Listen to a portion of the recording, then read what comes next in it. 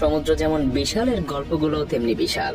আর সেই সকল গল্পের মধ্যে আছে এক সময়ের পৃথিবীর আকর্ষণের কেন্দ্রবিন্দু হয়ে থাকা বিভিন্ন জাহাজের রহস্যময় করুণ পরিণতি, যেগুলো তাদের মালিককে করে দিয়েছিল বিলিয়ন বিলিয়ন ডলারের মালিক, অথচ পরবর্তীতে এসব জাহাজই তাদেরকে করেছে একদম নিঃস্ব।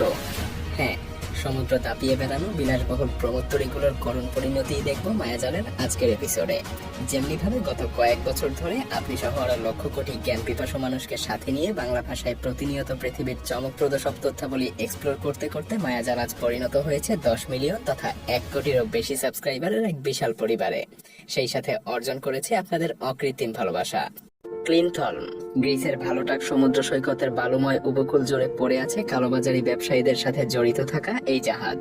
1950 সালে ভুতুরে এই জাহাজটাকে তৈরি করা হয়েছিল ডেনমার্কে। এই জাহাজটা দিয়ে যে কত কিছু করা হয়েছে তার কোনো হিসেব নেই। তবে এই জাহাজটার সুদীর্ঘ পথ চলার শেষ হয়েছিল 1980 সালের এক রহস্যময় ঘটনার মাধ্যমে। যদিও বলা হয়ে থাকে সে সময় তুরস্ক আর ইতালির মধ্যে সিগারেট চোরাচালানের সাথে জড়িত থাকার কারণে এটাকে জব্দ করা হয়েছিল, আর পরবর্তীতে এটাকে পরিত্যক্ত ঘোষণা করা হয়।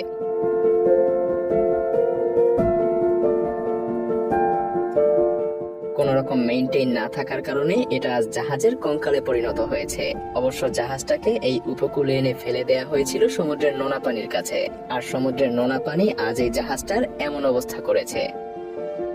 কয়েক দশক ধরে সমুদ্রের নোনা পানি এবং সামুদ্রিক ঝড়ের কবলে পড়ে জাহাজটা এখন এভাবে পড়ে আছে।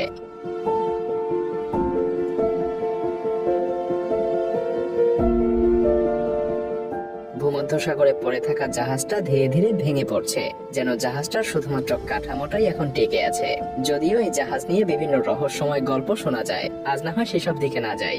শুধু আজ এতটুকুই দেখুন, জাহাজটার করুণ পরিণতি এটাকে এক মরিচার স্তম্ভে পরিণত করেছে।